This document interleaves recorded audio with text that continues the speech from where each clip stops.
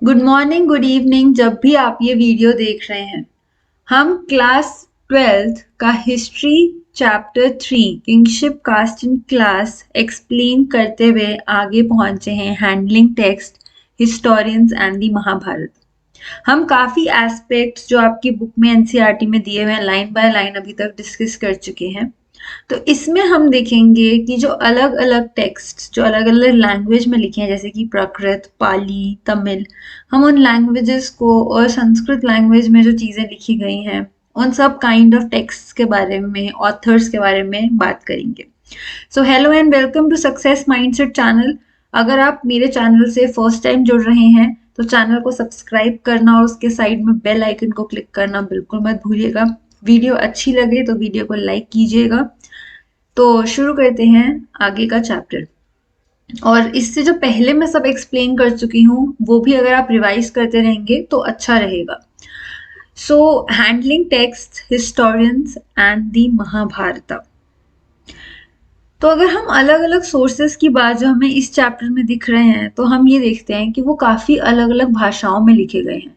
प्राकृत में, पाली में, तमिल में।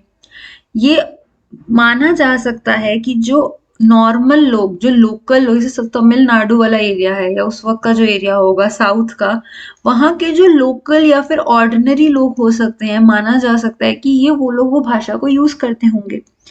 जो संस्कृत भाषा है, जैसे आज भी जो श्लोक वगैरह लिखे गए हैं वो संस्कृत भाषा में लिखे गए हैं।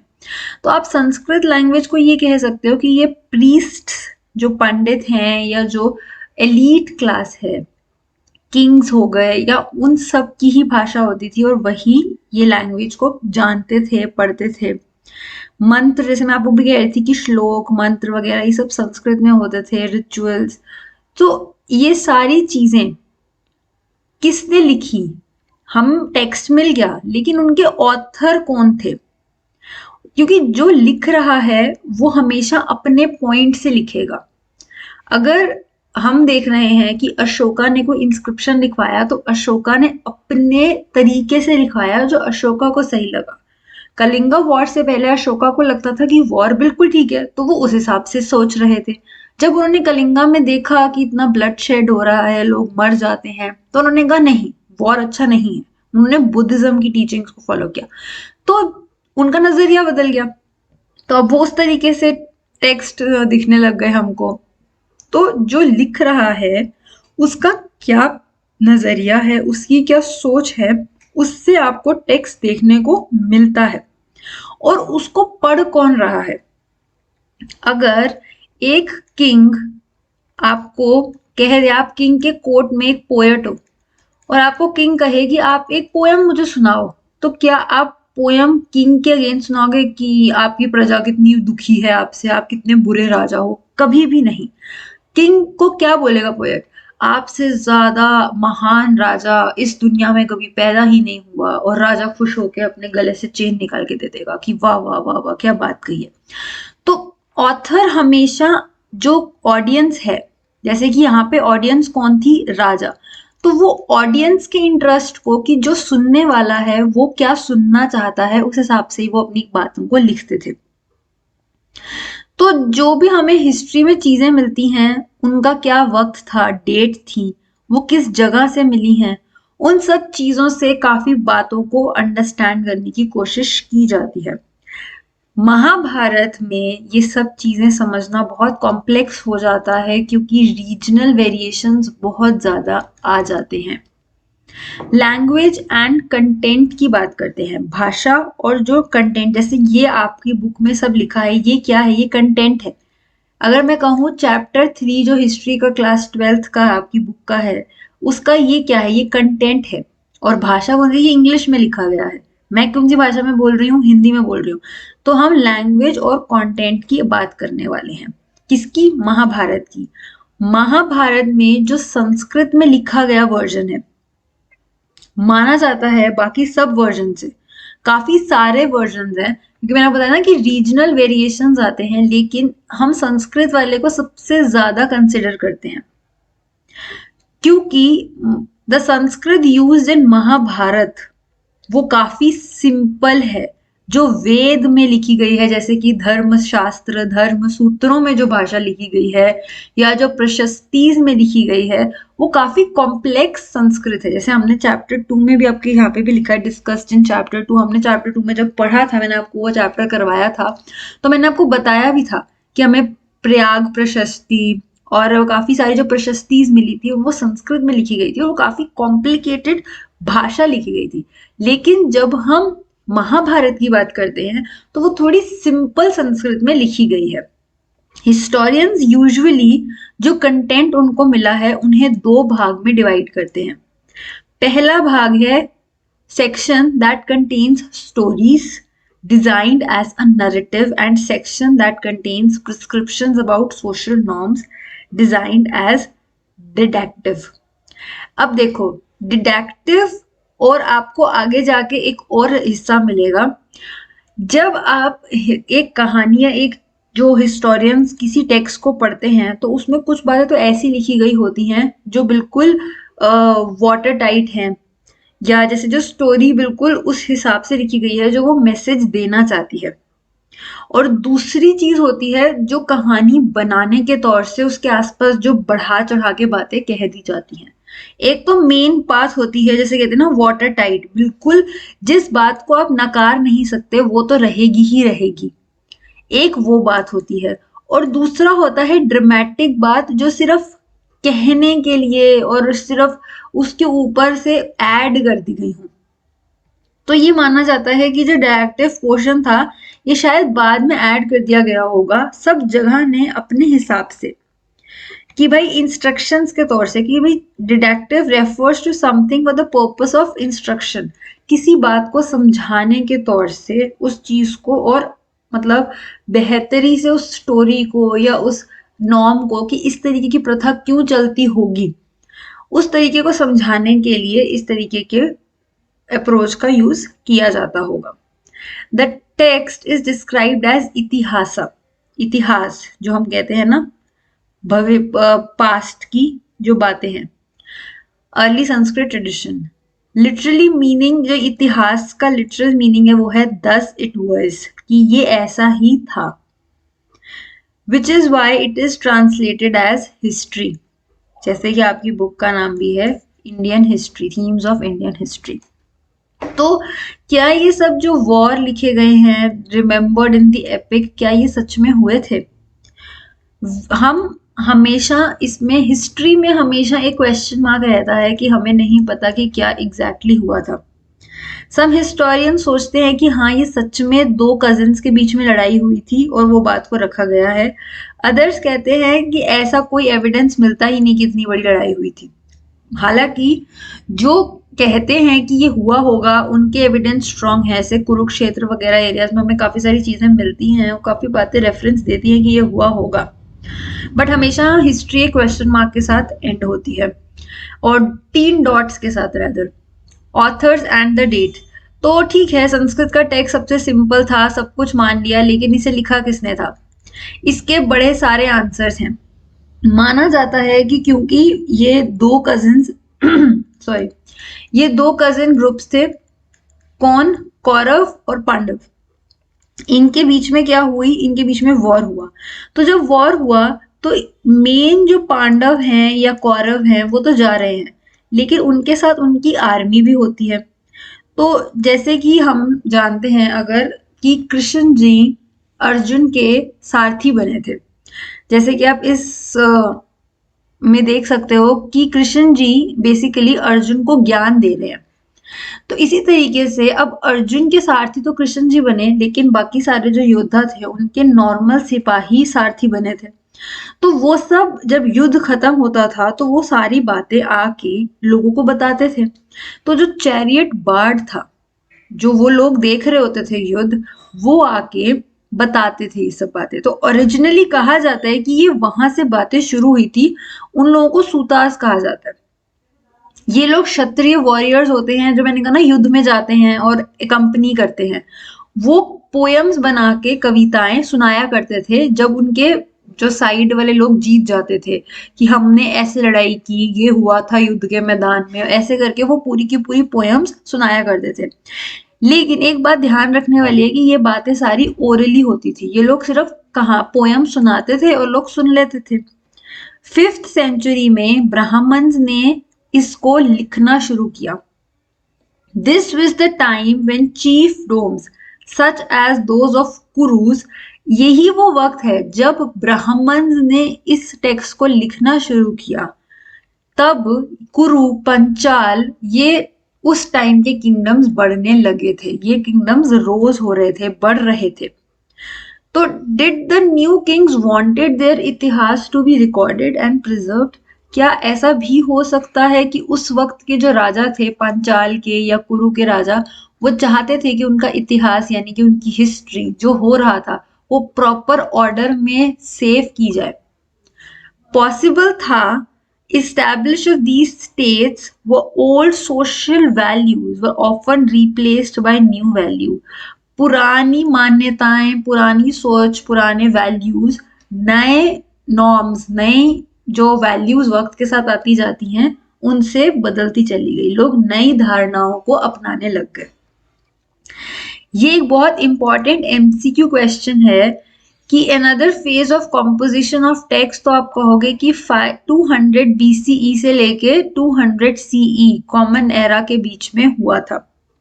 ये वो वक्त था जब विष्णु जी को बहुत ज्यादा पूजा जाता था। स्पेशली विष्णु जी के काफी सारे अवतार हैं, उसमें से कृष्ण जी को सबसे ज्यादा पूजा जाता था। बहुत इंपॉर्टेंट फिगर, आइडेंटिफाइड वो अवतार माने जाते हैं विष्णु जी के सब्सिक्वेंटली इस वक्त में। एंड रिजेंबलिंग द मनुस्मृति, तो addition of this text initially perhaps had less than 10,000 verses to comprise about 1 lakh verses. This enormous traditionally attributed by the sage named Vyas. Ved Vyas जी माना जाता है कि उन्होंने ही इन वर्सेस को कंप्राइज किया था। ये बहुत इंपॉर्टेंट नाम है जब आप इस टेक्स्ट को रेफर कर रहे हैं। ये क्या हो गया?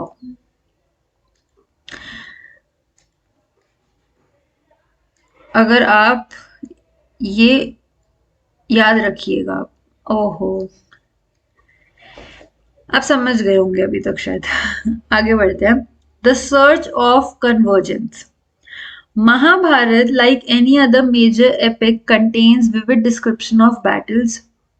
फॉरेस्ट के भी हैं, जंगलों के, महलों के, अलग अलग एरियाज में जो सेटलमेंट हो रही थी, इन सब का जिक्र है। आर्कियोलॉजिस्ट बीबी लाल, इंपॉर्टेंट नाम है, इन्होंने जब हस्तिनापुर, जो कि मेरठ में हमें एक विलेज मिली, इसका यहाँ पे एक्सकेवेशन हुआ, तो क्वेश्चन अराइज हुआ कि क्या ये वही हस्तिनापुर है जो महाभारत में कहा जा रहा है? क्योंकि नाम सिमिलर है, लेकिन the location of this side, जो ये हस्तिनापुर है, ये मिला हमें उत्तर प्रदेश वाले एरिया में, मेरठ में। लेकिन जो हस्तिनापुर कहानी में बताया जा रहा है वो तो कुरु किंगडम में था, तो जो कि मेंशन्ड है उनके टेक्स्ट में।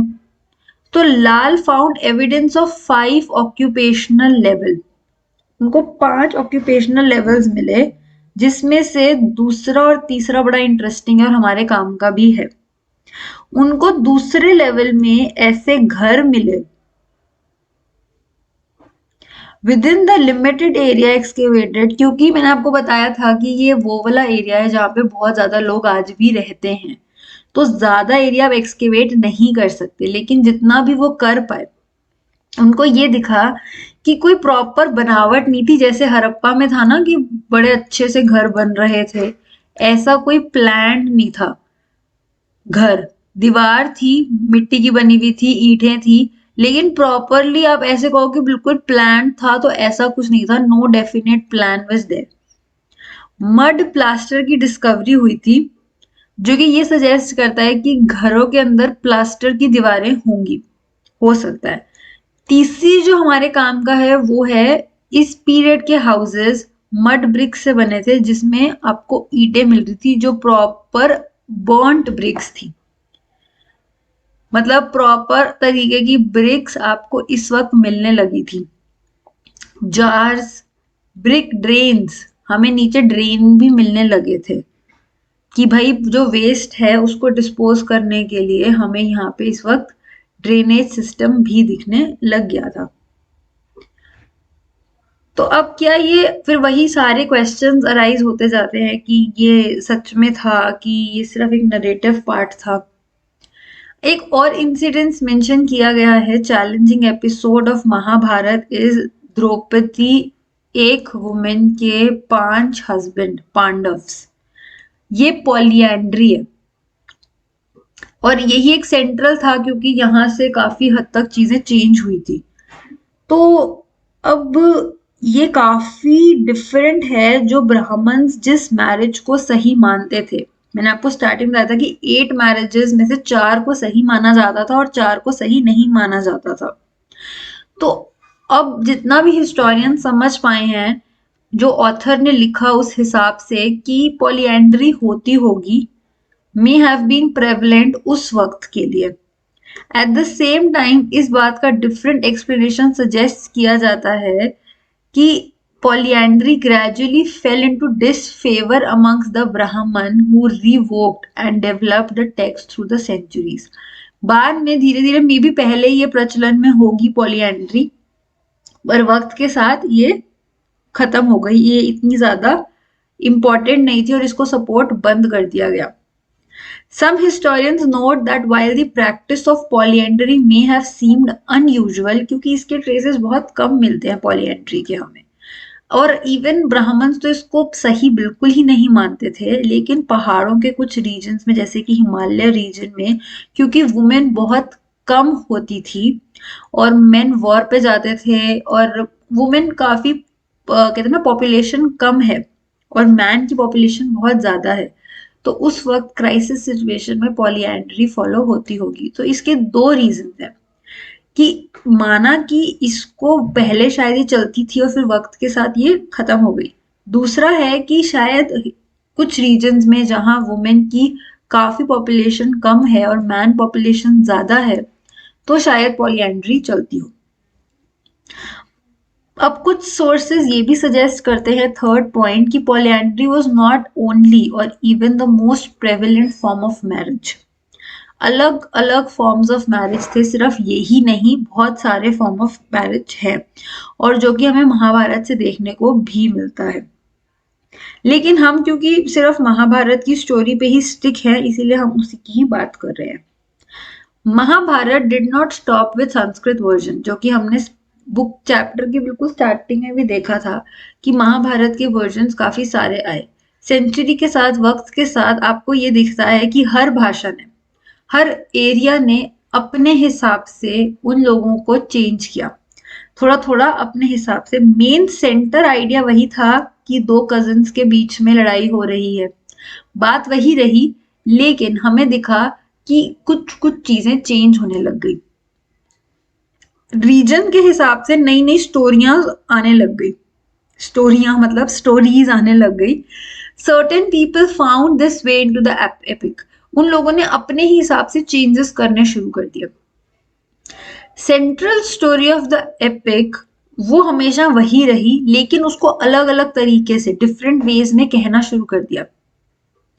अब एक एपिसोड है जिसमें स्कल्पचर्स एंड पेंटिंग्स वगैरह से भी डिस्क्राइब करा जाने लगा। तो इससे क्या हुआ कि जो आर्टिस्ट्स हैं, जो पेंटिंग्स बनाते हैं, जो प्ले करते हैं, जो डांस करते हैं, जो गाने गाते हैं, उन लोगों को भी एक तरीके से अपने आइडियाज परफॉर्म करने का मौका मिल गया और वो उसी हिसाब से परफॉर्म करने लग गए। तो जिसने महाभारत को जैसे समझा और उनको लगा कि उनके एरिया में जैसे समझाया जा सकता है, उन्होंने उसको वैसे समझाना शुरू कर दिया। एक बार ये वाला पैराग्राफ भी पढ़ लेते हैं कि मोस्ट रीटेलिंग्स एंड री इनैक्टेड, रीटेलिंग्स मतलब बार बार बताई गई स्टोरी, और इनैक्ट किया गया जैसे इसको प्ले की फॉर्म में, सॉन्ग्स और पोएम्स की फॉर्म में इसको प्रेजेंट किया गया और आपने उन लोगों ने अपने क्रिएटिव वे से इसको बार बार प्रेजेंट किया।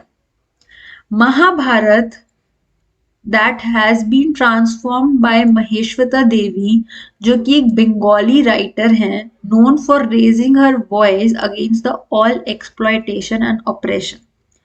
ये आप नाम याद रखिएगा। She works out alternative possibilities की जो मेन स्टोरी है महाभारत की, and draws out the questions on which the Sanskrit text is silent, कि ये जो सारी की सारे ऑल्टरनेटिव्स हैं इसमें से एक्चुअली सच्ची कहानी क्या है वो इस चीज को फाइंड करने की कोशिश करती हैं. Sanskrit text describes how Duryodhana plotted to kill Pandava. ये चीज भी हम देखते हैं क्योंकि दो ब्रदर्स थे ना, उसमें से दुर्योधन एक ब्रदर थे जो बेसिकली हार गए थे. उन्होंने पांडव्स को इनवाइट किया था और उन्होंने सोचा था कि वो इनको मार देंगे. उन्होंने उनके ना घर को, वैसे ये मैं इस अच्छी ड्राइंग तो शायद बना भी नहीं पाऊंगी, उन्होंने सोचा था कि हम इनके घर को आग लगा देंगे. लेकिन उन्होंने देखा कि वहां से एक चूहा जा रहा था और वो ऐसे टनल से बना के वहां से वो भाग गए Pandavas. And Kunti arranged a fest जिसमें उन्होंने ब्राह्मण्स को इनवाइट किया. Nishada women came with her 5 sons when they were sated with drink and fell off to sleep. तो उन लोगों ने क्या किया, उन्होंने वहां पे 5 लोगों की डेड बॉडीज को रख दिया और वो खुद निकल गए, तो जिससे दुर्योधन को लगा कि शायद ये वो लोग मर चुके हैं. ऐसे करके in short story titled Kunti और Nishadi. So Maheshwari Devi takes up a narrative from where the Mahabharata ends it. तो ये बहुत सारी आपको, अब इसमें कंफ्यूजन ना हो जाए इसलिए बस यहीं तक ही रखते हैं इसको. तो बेसिकली ये है कि आपको अलग अलग जगहों पे अलग अलग स्टोरी मिलेगी. लेकिन आई थिंक कोविड के टाइम में अगर आप लोगों ने थोड़ी सी भी महाभारत देखी है तो ये चैप्टर आपको बहुत इंटरेस्टिंग लगने वाला है, क्योंकि हमने महाभारत की तो स्टोरी देख ली, बट उसको आप अगर देखोगे तो वो मेन स्टोरी वही रही, लेकिन उसके काफी सारे रीजन के हिसाब से चेंजेस भी आए हैं. तो ये था आपका पूरा chapter 3 kingship caste and class. इसमें हमने महाभारत के काफी सारे एस्पेक्ट्स को देखा. आई होप आपको काफी सारी चीजें क्लियर हुई होंगी. अगर आपको कोई भी डाउट हो तो आप मुझसे कमेंट बॉक्स में पूछ सकते हैं, मैं पूरी कोशिश करूंगी आपके डाउट को क्लियर करने की. अगर वीडियो अच्छी लगी तो वीडियो को थम्स अप लाइक जरूर कर दीजिएगा और चैनल को सब्सक्राइब करके बेल आइकन को जरूर क्लिक कर लीजिएगा. मिलती हूँ मैं अगली वीडियो में, तब तक के लिए keep learning and keep growing. And हाँ, इससे आपका ये चैप्टर 3 खत्म हो चुका है, तो चैप्टर 3 आप पूरा रिवाइज भी कर लीजिएगा. इसके बाद अब मैं चैप्टर 4 शुरू करवाऊंगी. सो चैप्टर 4 के लिए बी प्रिपेयर्ड. चलिए, कीप लर्निंग कीप ग्रोइंग.